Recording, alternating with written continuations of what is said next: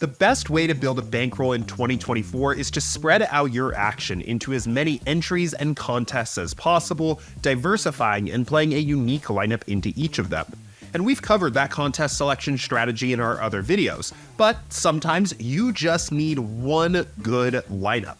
Whether you want a ticket to a high dollar contest or just want to spend an extra bit of time fine-tuning the lineup going into your highest dollar single entry contest, having a process for how to pick the best possible lineup to play in your most important contests on a slate is a valuable weapon for any serious MLB DFS player to have in their arsenal. So in this video, I'll walk through the 5 steps I use to craft my perfect MLB DFS lineup so you can take this strategy and implement it into your own play. And step 1 for me is going to be to just build lineups. I'm not going to make any changes or adjustments out in front here. I'm just going to hit build.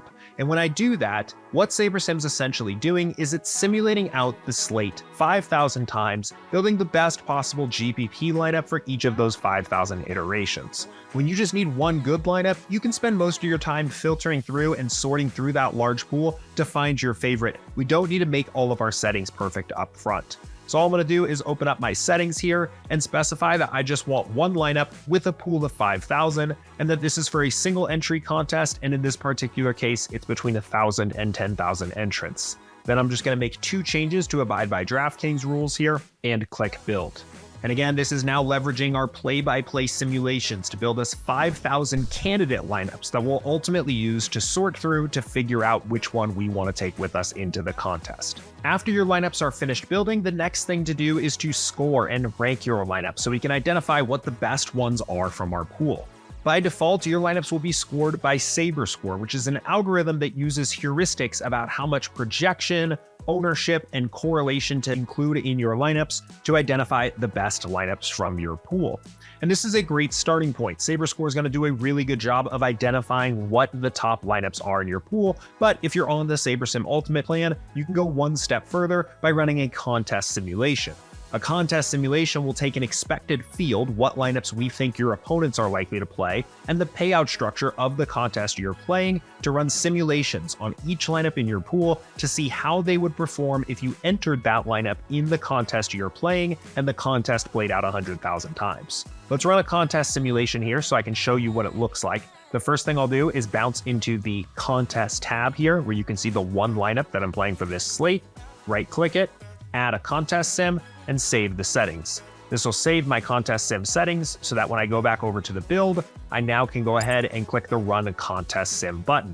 This will take each of those lineups again here, play it out in this contest that I'm playing on this slate 100,000 times, and we'll be able to directly calculate the expected ROI of each lineup, which will be a bit more accurate and precise than SaberScore alone. Now that our contest sims are complete here, you can see that the top lineup from our pool based on SaberScore is a profitable lineup in the contest sim, but we can find the most mathematically profitable lineups from our pool by instead sorting by a contest sim metric.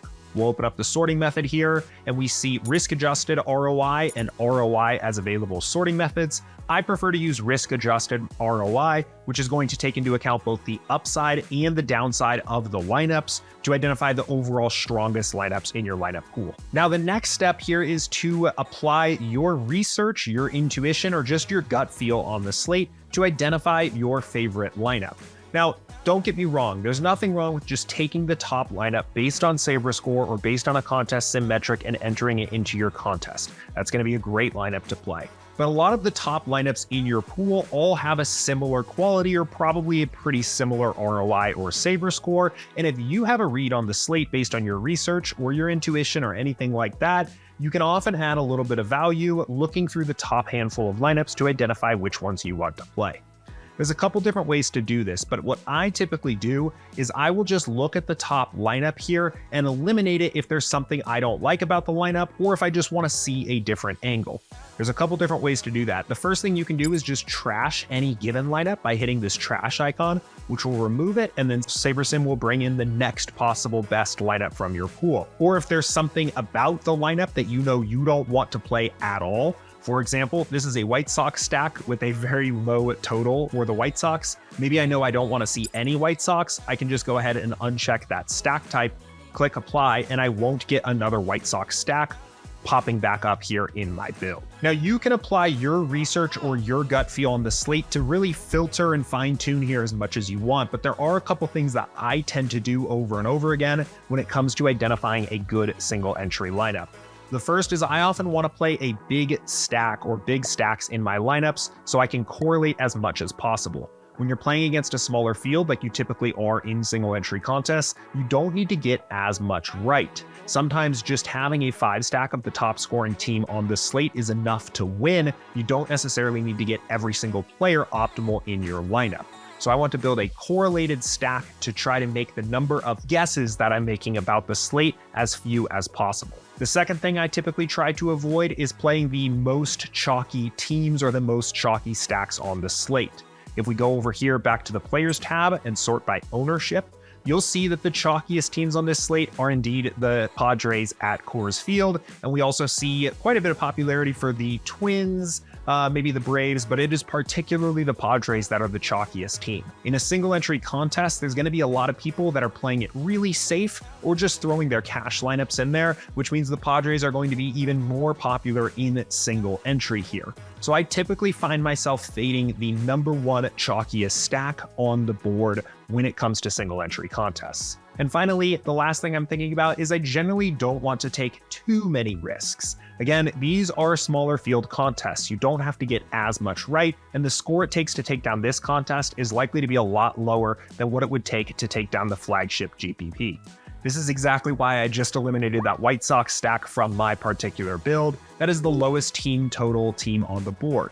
It doesn't necessarily mean that you can't build a profitable White Sox stack in this contest. The contest sim alone seems to like that lineup, but I personally don't want to take that much risk when it comes to my single entry lineup.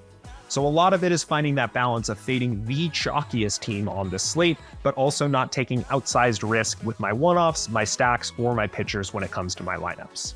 So let me go through the rest of the process of what it would actually look like for me to identify what lineup I wanted to play on this slate. So we've eliminated a few lineups already, but let's say now we're looking at this lineup. This is a Orioles 5-stack with 3 one-offs here, a couple of which I'm not super excited about here. We see the 9-hole batter for the Royals, the 6-hole batter for the Twins. I don't really want to play a 5-man stack with 3 one-offs period, so I'm going to eliminate that stack type completely. Next up, we get to another decent looking lineup here. This is a 5-3 stack with the Orioles and the Braves in this particular lineup.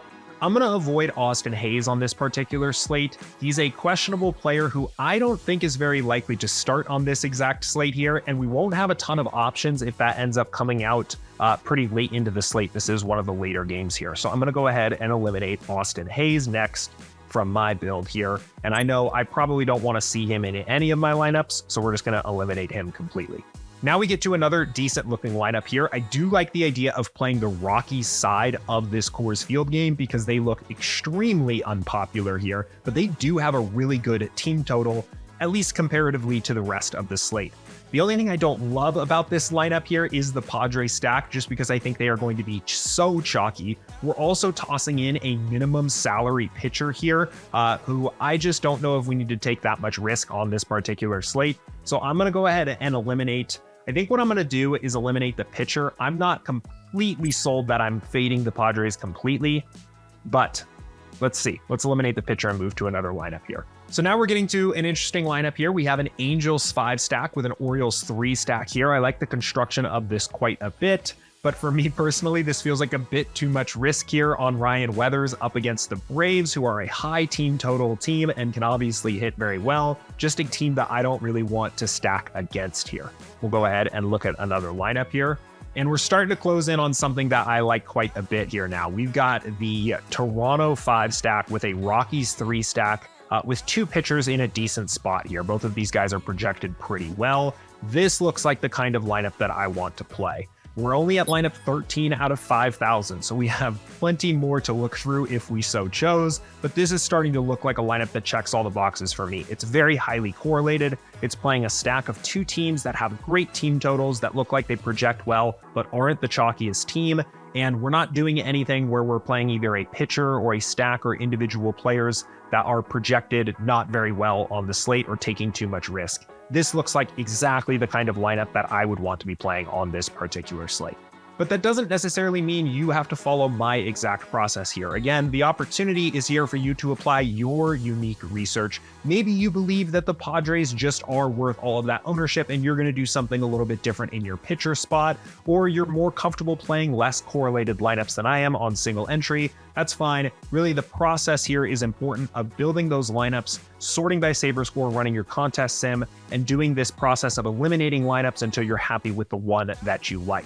The reason I like this approach is that you always know you're playing the best possible lineup that checks all of your individual boxes. It would take me a long time to have found a lineup that I wanted to play that was profitable for this slate if I was trying to just hand build or kind of piece my lineup together using a traditional optimizer. But in this case, I got 5,000 great lineups. I ran a contest sim to score them and see how they would perform, and quickly found that the 13th best lineup based on the contest sim is a lineup that checks all the boxes for me, and I'm really excited to play on this slate. After you've decided on your lineup to play, the next step is to enter it into the contest. And while you could go on to DraftKings and just type this lineup in, that takes a little bit too much time and you might mess something up. So what I prefer to do is just use SaberSim's entry editor to quickly get this onto DraftKings. I'll click Save to my contests, click Save to Contests, and download selected entries to download a new entries file that contains this lineup entered into the right contest, and upload this quickly into DraftKings so that I'm ready for the slate.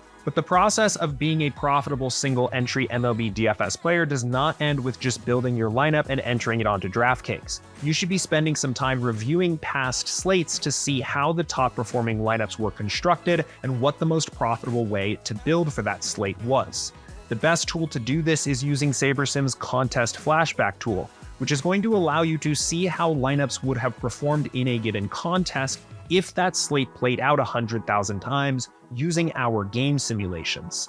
Each slate only plays out in reality one time. It can be hard to tell if you got unlucky or played poorly, or if the top lineup in your contest was actually well built or not, but the contest sims and contest flashback will help answer those questions for you.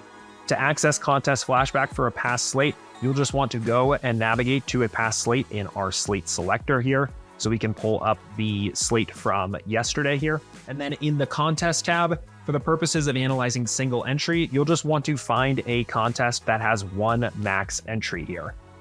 A contest that has a very similar size and structure to the one I'm playing today is the base hit from yesterday. So I can go in here and take a look and pull up the lineups that were actually played. And I can sort these lineups by the sim ROI, which is, instead of looking at how these lineups performed in the actual contest as it played out, this is sorting the lineups based on the sim ROI, the top expected profitable lineups from the pool here. So this was the lineup that had the highest overall profit in our simulations, despite the fact that it didn't even cash in the way that the slate played out here. I can also go ahead and look at how individual users played this and look at the lineups, the top users by sim ROI, filtering on any of these users to see what their exact lineup was. Now, of course, we can't go back in time and play this slate out again with the knowledge that we have from Contest Flashback. But as you're studying the results of different contests in this tool day after day, you'll start to pick up on patterns. How did other sharp players handle situations where there was a particularly chalky stack like the Padres on the slate tonight? What types of lineup constructions are some of these players using? How are they answering some of the questions that you might also have as you're deciding what lineup to play? You'll pick up on these patterns over time, and this is a great way to iterate and figure out what the right process is to beat these contests over the long term. In fact, for me personally, the way I think about ownership on these single entry contests has been crafted by studying what sharp players have done in the past. I've found that a lot of sharp players toe that line between very heavily owned chalky stacks and the teams that really just have no shot at all to be successful, to find some of those hidden gem teams on a given slate that project pretty well, but whose ownership is going to be a lot lower than the most popular team on that slate. The questions that you have about how to approach a given slate are going to be different than the ones that I have though, so spend some time reviewing past slates using Contest Flashback to see what the best single entry players are doing with their lineups. Now, single entry contests are just one piece of the MLB DFS puzzle. Our contest sims show that a player playing only single entry contests or only one lineup a night is twice as likely to go broke as a player playing a balanced lineup portfolio. These single entry contests are still an important part of that portfolio, but to learn how to maximize your profit and minimize your risk playing MLB DFS, check out our guide to getting started with mass multi-entry in DFS. And make sure to subscribe to get notified every time we post a new strategy guide.